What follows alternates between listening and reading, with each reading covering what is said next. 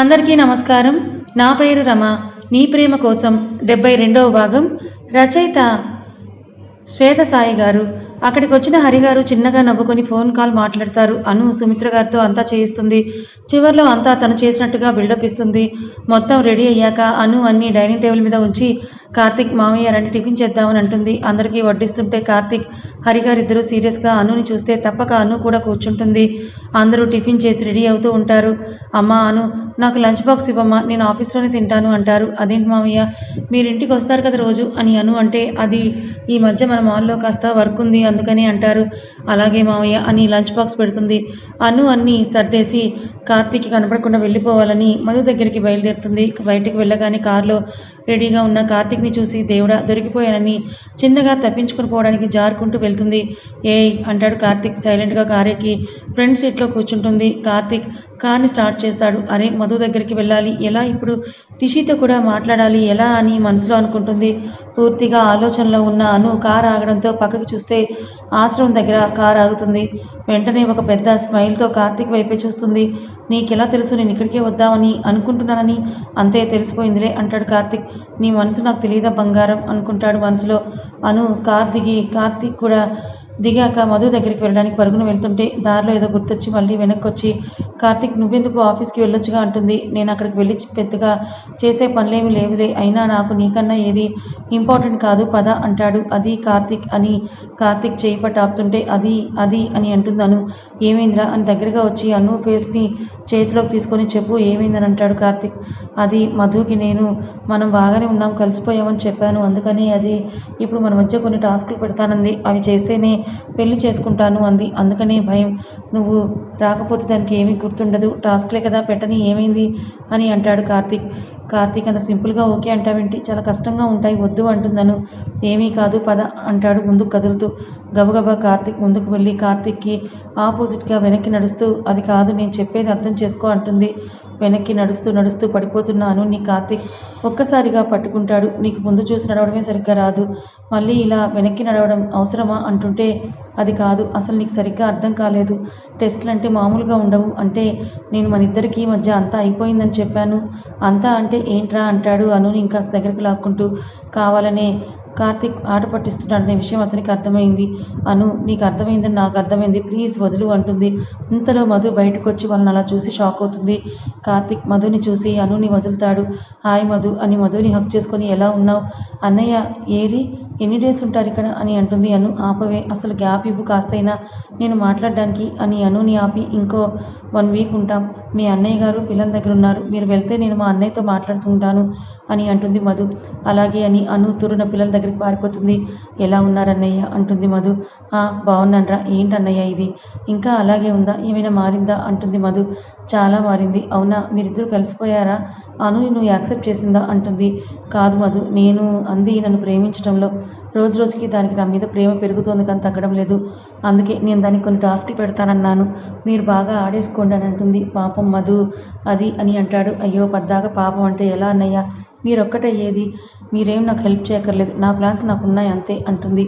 సరే నీ ఇష్టం, కానీ నీ ఫ్రెండ్ ఉందే అది కంచు చాలా మొండిది అంటాడు కార్తీక్. ఇక్కడ అను పిల్లలందరి దగ్గరికి వెళ్ళి అందరితో మాట్లాడి అన్నయ్య ఎలా ఉన్నారంటూ కిరణ్తో మాట్లాడుతూ రిషి దగ్గరికి వెళ్తారు. అను చాలా రోజులై రిషికి కిరణ్ని కలిపి కబుర్లు చెప్తుంది. రిషిలో వచ్చిన మార్పును చూసిన కిరణ్ చాలా సంతోషంగా ఫీల్ అవుతాడు. ప్లీజ్ భయ్యా త్వరగా లే, కానీ నేను నీ పక్కన ఉన్నప్పుడే లేవు, నువ్వు లేదంటే ఈ ఫ్రెండ్స్ ఇద్దరు అలా క్వశ్చన్స్తో నేను ఫ్రై చేసి మళ్ళీ కోమాలకు పంపుతారంటాడు. అన్నయ్య ఏంటి మీరు మరీను అంటుంది అను. అన్నయ్య కార్తీక్ బయటే ఉన్నాడు వెళ్దామా అంటుంది అను. అవునా చెప్పవే మరి, పద వెళ్దామని ఇద్దరు వెళ్ళిపోతారు. కిరణ్ అను బయటికి వెళ్తే కాసేపు అలాగే మాట్లాడుకుంటారు. అందరూ కలిసి ఈరోజు కొంత షాపింగ్ చేయాలని అనుకుంటారు. అను వెళ్ళి జ్యూస్ తీసుకొని వస్తుంది, అందరికీ ఇచ్చి తను అక్కడే కూర్చుంటుంది. నువ్వు తాగవా అంటాడు కార్తీక్. నాకు ఇప్పుడు వద్దు కార్తీక్ అంటుంది. వేషాలు వేయకుండా తాగు అని తను కొంచెం తాగిన జ్యూస్ ఇస్తాడు. మధు కిరణ్ అందరూ ఉండడంతో సైలెంట్గా గ్లాస్ తీసుకొని తాగిస్తుంది.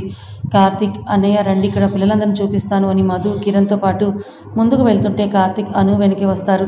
కార్తీక్ అను చేయి పట్టుకొని పద అంటుంటే కార్తీక్ వదులు అంటుంటే కార్తీక్ అను చెవి దగ్గరకు వచ్చి ఇందాక ఇలాగే కదా నువ్వు ఉండాలన్నావు అని అంటాడు. అవును అని తలదించుతుంది అను. నువ్వు ఎందుకు తలదించుకుంటావు అని అను నడుం మీద చేయేసి ప్రెస్ చేసి వదిలేస్తాడు కార్తీక్. అను ఒక్కసారిగా కార్తీక్ వైపు చూసి నోరు తెరుస్తుంది.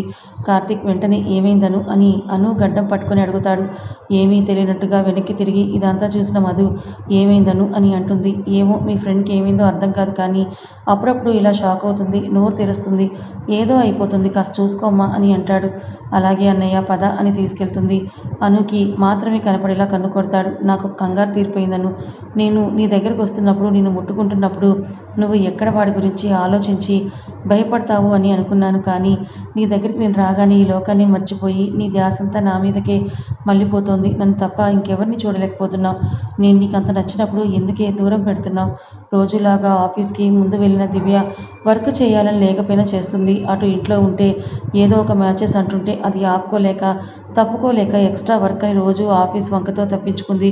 కానీ అనుకోకుండా ఆ రోజు సూర్య కూడా ముందే వస్తాడు. అక్కడ దివ్యని చూసి ఏంటిది 1 అవర్ ముందు వచ్చింది అని అనుకుని అలాగే చూస్తూ ఉంటాడు. ఆదమర్చి వర్క్ చేస్తున్న దివ్య సూర్యని అస్సలు చూడదు. దివ్యని గమనిస్తున్న మేనేజర్ ఆ రోజు త్వరగా వచ్చి అప్పటికే అనుతో కాల్ మాట్లాడుతున్న దివ్యని కమ్ టు మై క్యాబిన్ అంటాడు. అలాగే సార్ అంటూ అక్క నేను మళ్ళీ కాల్ చేస్తాను. అను కాల్ కట్ చేసి దివ్య ఆయన రూమ్లోకి వెళ్తుంది. ఆయన ఎర్లీగా రావడంతోనే దివ్యని పిలవడం చాలా స్ట్రేంజ్గా అనిపిస్తుంది సూర్యకి. అదేంటి వాడు పిలిస్తే అలా వెళ్ళిపోతుంది, అసలే వాడు అమ్మాయిల పిచ్చోడు, ఈ తింగర్ది ఇలా వెళ్తుందేంటి అనుకుంటాడు సూర్య. బయట సూర్య ఉన్నాడనే విషయం తెలియని దివ్య లోపలికి వెళ్ళి ఆయన కూర్చోమంటే ఎదురుగా కూర్చొని సార్ నా ట్రాన్స్ఫర్ ఫైనల్ అయినట్టే కదా చెప్పండి అని చాలా ఎగ్జైట్మెంట్తో అడుగుతుంది. ఇదిగో దీనిలో నువ్వు నేను సైన్ చేస్తే అంతా అయిపోయినట్టే అంటాడు మేనేజర్. అవునా అలాగే సార్ అని దివ్య లేచి వెళ్ళి ఆ పేపర్స్ మీద సైన్ పెడుతుంది. దివ్య సైన్ పెట్టగానే ఆ చేయి తీసేలోపే తన చేతి మీద చేయి వేస్తాడు. సార్ ఏంటిది వదలండి అంటే అయ్యో సారీ అని వదిలి ఒక్కసారిగా దివ్య నడుము పట్టి తన మీదకి లాక్కుంటాడు. అంతే దివ్య గుండె ఆగిపోతుంది. ఒక్క క్షణం అసలు ఊహించలేదు అతని నుంచి ఇదంతా. అసలు అతను ఎలాంటి వాడు అనేది కూడా ఇప్పటిదాకా పట్టించుకోలేదు దివ్య. ఆల్మోస్ట్ తన తండ్రి వయసు, అలా చేశాడని ఊహే భరించలేకపోతుంది దివ్య. సార్ ఏంటిది వదలండి అని అంటుంది కానీ తన మాట పెద్దగా కూడా రావడం లేదు.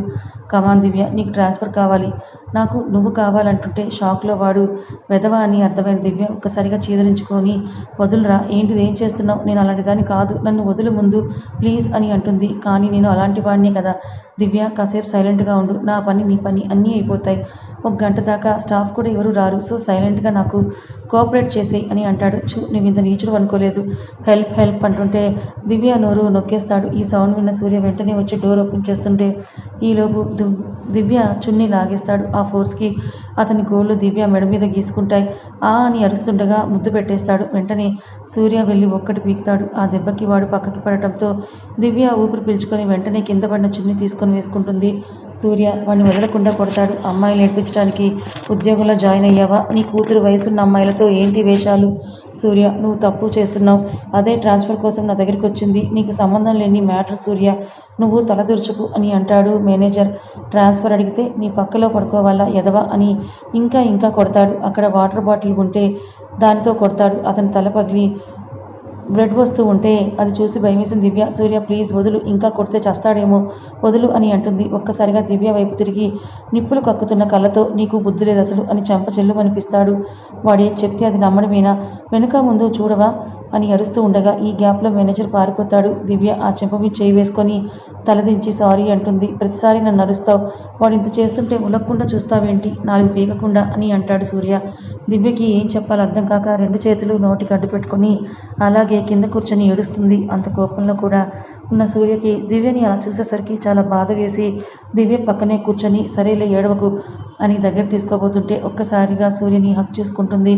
సూర్య షర్ట్ కలర్ని ఒక చేత్తో గట్టిగా పట్టుకొని నాకు తెలియదు సూర్య వాడు ఇలాంటి వాడని, చాలా భయం వేసింది, నువ్వు రాకపోతే ఏమైపోయేదన్నో ఆలోచిస్తూనే భయంగా ఉంది, బాగా వణికిపోతోంది దివ్య. నేను వచ్చేసాను కదా ఏమీ కాదు ఓకేనా, నీకు నేనున్నాను అంటాడు సూర్య. లేదు సూర్య వాడు నన్ను ముద్దు పెట్టుకున్నాడు, ఇంకా ఇక్కడ ముట్టుకున్నాడు కూడా అని అంటూ చున్నీ తీయబోతూ ఉంటే ఎక్కి ఏడుస్తూ ఉంటుంది దివ్య. సూర్య లేచి అక్కడ ఉన్న ఫస్ట్ ఎయిడ్ బాక్స్ని తెచ్చి ఏది నన్ను చూడని అని అంటే వద్దు అని అంటూ తన చున్నీని గట్టిగా పట్టుకుంటుంది దివ్య సీరియస్గా. ఒక లుక్ వేసేసరికి చెయ్యి తీసి తలదించుతుంది దివ్య. సూర్య చున్నీని తీసి గోళ్ళ గుర్తుల దగ్గర క్రీమ్ని రాస్తాడు. దివ్యకి కన్నీళ్లు ఆగవు. కన్నీళ్లు తుడుస్తూ దివ్య ఏమైందిరా, నువ్వే ఇలా అయిపోతే ఎలా చెప్పు అని అంటూ దివ్య ముఖం పట్టుకొని వాడేదో చేస్తే నువ్వెందుకు ఇలా తప్పు చేసినట్లుగా తలదించుకుంటున్నావు? ఇదంతా భరించడం నా వల్ల కావడం లేదు అని అంటుంది దివ్య. దివ్య పెదవులపైన వేలు పెట్టి ఉష్ ఇంకేం మాట్లాడకు, అంతా ఒక పీడకల అని అనుకో. ఈ విషయం ఇక్కడే మర్చిపో దివ్య. నీకు ఇది ఎంత కష్టమో నాకు అర్థమవుతోంది, కానీ తప్పదు, లేదంటే నేను అస్సలు ఊరుకోను అని చెప్తున్నాను కదా అని అంటాడు సూర్య. అలాగే అన్నట్టు తల ఆడిస్తుంది దివ్య. దివ్య ముఖాన్ని చేతిలోకి తీసుకొని ప్లీజ్ రా, ఇంకా ఏడవకు అని అంటూ ఉండగా ఇంతలో ప్రీతి డోర్ ఓపెన్ చేసి లోపలికి వస్తుంది. అక్కడ అలా కూర్చొని ఉన్న దివ్య సూర్యులనిద్దరినీ చూసిన ప్రీతి ఏంటి మీరిద్దరూ ఇక్కడ అని అంటుంది వాళ్ళ దగ్గరికి వచ్చి. దివ్య వెంటనే ప్రీతి వైపు చూసి ఆ మేనేజర్ నాతో చాలా మిస్బిహేవ్ చేశాడు, సూర్య వచ్చి నన్ను కాపాడాడు ప్రీతి అని చెప్తుంది దివ్య. అది విన్న సూర్య వెంటనే దివ్యను వదిలేసి పైకి లేస్తాడు. అస్సలు అదంతా ప్రీతితో చెప్పవలసిన అవసరం ఏముంది అని అంటూ చాలా కోపం వస్తుంటుంది సూర్యకి. బయటకి వెళ్ళిపోతాడు అక్కడి నుంచి సూర్య. దివ్య నువ్వు అదంతా వదిలే, వాడొక పెద్ద వెధవ, నువ్వెందుకు ఇక్కడికి వచ్చావు అసలు? సూర్య అంతా మేనేజ్ చేస్తాడు, ఏమీ ప్రాబ్లం లేదు పద అని అంటూ ప్రీతి దివ్యను తీసుకొని బయటికి వెళ్తుంది. దివ్య ఏంటి మార్క్స్ వాడు నిన్ను కొట్టాడా అని చెంప చేయి వేసి చూస్తుంది. సూర్య కొట్టిన చెంపని ప్రీతి వాడి మీద కంప్లైంట్ ఇద్దాం, నువ్వేమి కంగారు పడకు అని అంటుంది ప్రీతి. సూర్య వెళ్ళి హైయర్ మేనేజ్మెంట్కి అతని మీద కంప్లైంట్ ఇస్తారు. వాళ్ళు మేము యాక్షన్ తీసుకుంటామని చెప్తారు. నేను వెళ్ళి రెస్ట్ తీసుకుంటాను, ప్లీజ్ కాసేపు నన్ను ఒంటరిగా ఉంటాను వదిలేయని అంటుంది దివ్య. అలాగే అంటుంది ప్రీతి. సరే దివ్య నువ్వేం ఆలోచించకుండా కాసేపు నిద్రపో అని అంటుంది ప్రీతి. దివ్య రెస్ట్ రూమ్లోకి వెళ్ళి డోర్ దగ్గర ఉంటే చెయ్యి పట్టుకుని లోపలికి లాగేస్తాడు సూర్య. లోపల ఉన్న సూర్యని చూసి అతను ఒక చేత్తో బుగ్గని గట్టిగా పట్టుకొని పిచ్చా ఎందుకు చెప్పావు ఇదంతా అని అంటాడు సీరియస్గా. మళ్ళీ తను మన గురించి తప్పుగా అనుకోకుంటుందేమోనని సూర్య అందుకే చెప్పాను అని అంటే పిచ్చా నీకు అని కొట్టబోయి మళ్ళీ ఆగిపోతాడు. దివ్య భుజం పట్టి దగ్గరికి లాక్కొని అక్క చెల్లెళ్ళు ఇద్దరికీ త్యాగాలు చేయడం, ఎదుటివారి కోసం బ్రతకడం బాగా అలవాటైపోయింది కదా, మారాలి, మీ ఇద్దరూ మారాలి. మీ ఇద్దరికీ ఏది కావాలో అది మీరు దక్కించుకోగలగాలి. ముఖ్యంగా నీకు ఏది కావాలో అదే చెయ్యి. ఇంకొకరి గురించి ఎందుకు ఆలోచిస్తావు? అది మీ పేరెంట్స్ అయినా సరే నీ తర్వాతే ఆలోచించండి. మీ అక్క నీ కోసం, మీ బాబు కోసం దాని గురించి మర్చిపోయి అది పెళ్లి చేసుకొని ఇప్పటిదాకా నరకం అనుభవించింది. ఇప్పుడు మళ్ళీ నువ్వు కూడా అలాగే అవ్వాలని అనుకుంటున్నావా ఏంటి?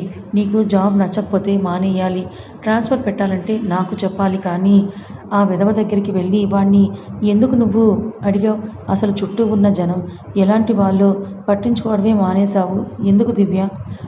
ఎందుకు అంత పరధ్యానంలో నువ్వు ఉంటున్నావు అసలు అని అంటాడు సూర్య. నీకు నచ్చితేనే జాబ్ చేయి, నీకు నచ్చింది తిను, నీకు నచ్చిన చోటే నువ్వు ఉండు ఇంకా ఇక్కడ అని అంటూ దివ్య హృదయం మీద వేలు పెట్టి ఏదనిపిస్తే అదే చెయ్యి అని అంటాడు సూర్య. కానీ చెప్తున్నాను విను దివ్య, నువ్వు నన్ను మాత్రమే పెళ్లి చేసుకోవాలి, ఏది ఏమైనా సరే నేను నిన్నే పెళ్లి చేసుకుంటాను అని అంటాడు సూర్య.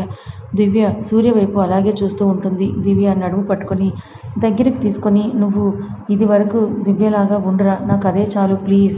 రాక్షసి ఈరోజు జరిగింది అసలు నథింగ్ రా, ఇదంతా జరగటం వల్ల నాకు అసలు ఏమాత్రం ఇబ్బంది లేదురా, కాసేపు రెస్ట్ తీసుకో, ఇంటికి వెళ్తాను అంటుంది దివ్య.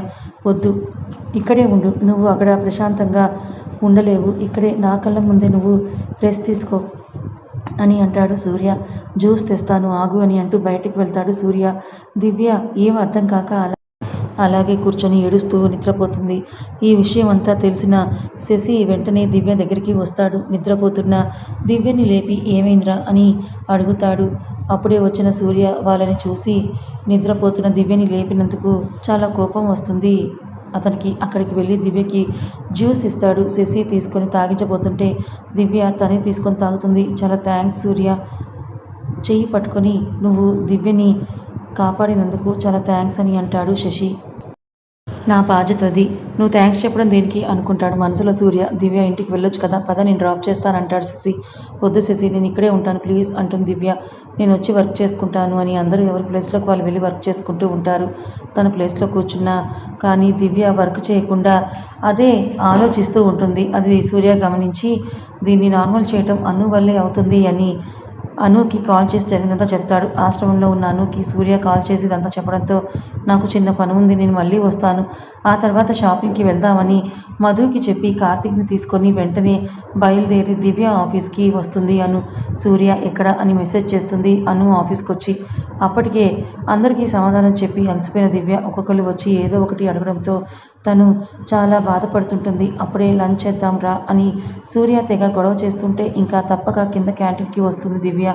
నువ్వు ఇక్కడే ఉండు, తెస్తాను అని అంటూ సూర్య వెళ్తాడు. అప్పుడే వచ్చి సూర్య దగ్గరికి వచ్చి ఇదంతా ఎలా జరిగిందని కార్తీక్ అడుగుతూ ఉంటే అసలు దివ్య ఎక్కడ ఉంది అది చెప్పు అని అంటుంది. అదిగో అక్కడ కూర్చుందని దివ్యని చూపిస్తారు. వెంటనే దివ్య దగ్గరికి వెళ్తుంది. దివ్య ఏమైందంటుంది అక్క ఇప్పుడు ఇదంతా నీకు ఎవరు చెప్పారు? సూర్య చెప్పాడా? తనకేమీ పని లేదు, అసలు ఎందుకు ఇదంతా మీ దగ్గర దాకా తీసుకురావడం? చాలా యాక్టివ్గా ఉండేదానివి కదా దివ్య, ఎందుకు ఇలా నువ్వు అతను ఎలాంటి వాడో కూడా చూసుకోకుండా ఎందుకున్నావు? దివ్య చేయి పట్టుకొని అయిపోయిందేదో అయిపోయింది, నువ్వు ఇదంతా మర్చిపోరా అని అంటుంది. చాలా తేలికక్క మర్చిపో అనే మాట చెప్పడం, కానీ నువ్వు మాత్రం 1 ఇయర్ నుంచి చెప్తున్నా మర్చిపోలేకపోతున్నావు. నేను మాత్రం ఒక్క రోజులో జరిగిందంతా కూడా మర్చిపోవాలి. శరీరానికి తగిలిన గాయమే కదా, ఇది ఎవరికి కనిపిస్తుంది? నవ్వుతూ ఉండాలి కదా నేను. నీకేం తెలుస్తుంది నా బాధ? ఎవరైనా నిన్ను బలవంతం చేస్తే తెలుస్తుంది. కనీసం బావ కూడా ఎప్పుడు నీ పర్మిషన్ లేకుండా నీ మీద చెయ్యి వేయలేదు కదా అని. అక్క నీకేం తెలుస్తుంది నా బాధ? వదిలేయ్ అక్క, మారుతాను, కానీ ఒక్కరోజు టైం ఇవ్వు నాకు, ఎందుకంటే కష్టం అంతే, నా బాధ ఎవరికీ తెలియదు అంటుంది దివ్య. సరే సారీ దివ్య అని సైలెంట్గా ఉంటుంది అదంతా అప్పుడే అక్కడికి వచ్చిన సూర్య కార్తీక్ ఇద్దరు వింటారు. మనం బయటికి వెళ్ళి ఫుడ్ తినేసి వద్దాం పదా అని కార్తీక్ అనడంతో నలుగురు కలిసి బయటికి వెళ్తారు. కారులో దివ్య ఇంకా ఇద్దరు చాలా సైలెంట్గా ఉంటారు. కార్తీక్కి అర్థమవుతుంది ఎందుకు బాధగా ఉంది అని. అదేమీ పట్టించుకునే స్టేజ్లో దివ్య లేదు. తనేం మాట్లాడిందో కూడా తనకి అర్థం కాలేదు. హ్యాండ్ వాష్ చేసుకొని వస్తాను అని వెళ్తుంది. అక్కడికి వెళ్ళి మిర్రర్లో చూసుకొని చాలా బాధపడుతుంది. ఎందుకు మా ఇద్దరి జీవితాలు ఇలా అవుతున్నాయని ఏడుస్తుంది. కార్తీక్ దివ్య పక్కన కూర్చొని ఏంటి రౌడీ, చాలా పెద్దనివి అయిపోయావు, సొంతంగా నిర్ణయాలు కూడా తీసేసుకుంటున్నావంటగా. అది కాదు బావా అని అంటుంది దివ్య. నీకు మీ అక్కకి వద్దు అన్న పనులే చేయడం చాలా ఇష్టం కదా అని అంటాడు. అక్కేం చేసింది బావా అని అంటుంది. నీకులాగే ప్రేమ వద్దని, ప్రేమించిన వాళ్ళని వద్దని దూరంగా వెళ్ళిపోవాలని చూస్తోంది. అక్కా చెల్లెలిద్దరూ ఒక్కటే, మా ప్రాణాలు తీస్తున్నారంటాడు. ఇంకా సూర్య ఇద్దరు రావడంతో అందరూ కలిసి భోజనం చేస్తారు. అంతా నిశ్శబ్దం, ఎవరు ఏమీ మాట్లాడరు. అయితే అసలు ఎవరి ఫేస్ వైపు చూడకుండా తల దించుకొని భోజనం చేస్తుంది. ఏంటి ఇంత డల్గా ఉంది? దివ్య విషయంలో తను బాధపడుతుందా అని అనుకుంటాడు సూర్య. లేదా ఇందాక దివ్య అన్న మాటలకి డల్ అయిందా అని అనుకుంటాడు. అందరూ కూడా ఎవరి వాళ్ళ ఆలోచనలో మునిగిపోగా సరిగా భోజనం కూడా చేయకుండానే లేస్తారు. కార్ దగ్గరికి వెళ్తే తన వెనకే కార్తీక్, నేను కార్ తీసుకొస్తాను మీరు రండి అని వెళ్తాడు. అక్కడే ఉన్న సూర్య, దివ్య నువ్వు బాధలో నీ చాలా మాటలే అన్నావు, కానీ అర్థం చేసుకోగలనరా నీ పెయిన్, అందుకే ఏమీ అనలేకపోయాను, సారీ, నేను ముందే రావాల్సింది మార్నింగ్ అని వెళ్ళిపోతాడు. వాళ్ళని ఆఫీస్లో దింపి వాళ్ళు వెళ్ళిపోతారు. అప్పుడు గుర్తొస్తుంది దివ్యకి తను ఏం మాట్లాడిందో అని. తిరిగి చూస్తే వాళ్ళ కార్ వెళ్ళిపోతుంది. కారులో కార్తీక్ పక్కన కూర్చొని వెనక్కి తల ఆనించి అలాగే కళ్ళు మూసుకుంది. ఒక్కసారిగా ఫోన్ రింగ్ అయితే అందులో దివ్య నేమ్ కనిపించగానే అది చూసి కళ్ళల్లో నీళ్లు తిరుగుతాయి. ప్లీజ్ ఇది లిఫ్ట్ చేస్తే, నేను ఫోన్ మర్చిపోయాను, లేదా ఏదో ఒకటి చెప్పవా ప్లీజ్ అంటుంది. సరే అని కార్తీక్ కాల్ లిఫ్ట్ చేసి చెప్పు రౌడీ అంటాడు. అక్క లేదా బావా అంటే, లేదు ఇప్పుడే షాప్కి వెళ్ళిందిరా, నేను కారులో ఉన్నాను, ఏమైనా చెప్పాలా అంటే, ఏం లేదు బావా అని కాల్ కట్ చేస్తుంది. ఎంత బాధపడుతుందో, తన పరిస్థితి ఏంటో అర్థమైన కార్తీకే మనసు కూడా సైలెంట్గా ఫోన్ ఇచ్చేస్తాడు. ఏం అడగని కార్తీక్ని చూసి ఆశ్చర్యంతో దివ్యకేదో అయ్యింది, కార్తీక్ ఎందుకో డల్గా ఉంటుంది, దాని పెళ్లి గురించి చూద్దామంటే కుదరటం లేదంటుంది. నువ్వు నీ గురించి ఆలోచించవా? కొవ్వొత్తు తెలుసా, తను కాలిపోతూ కూడా వెలుగునిస్తుంది, అచ్చం నీకులాగే అని అంటాడు కార్తీక్. నేనేం చేశాను, ఇంకా చేయాలి చాలా, దివ్య అమ్మ నాన్నల కోసం అని అంటుంది. కథ ఇంకా ఉంది. కథ నచ్చితే లైక్ చేయండి, మరి కొంతమందికి షేర్ చేయండి. ఇలాంటి మరిన్ని మంచి కథల కోసం మన ఛానల్ని సబ్స్క్రైబ్ చేసుకోండి. Thank you so much.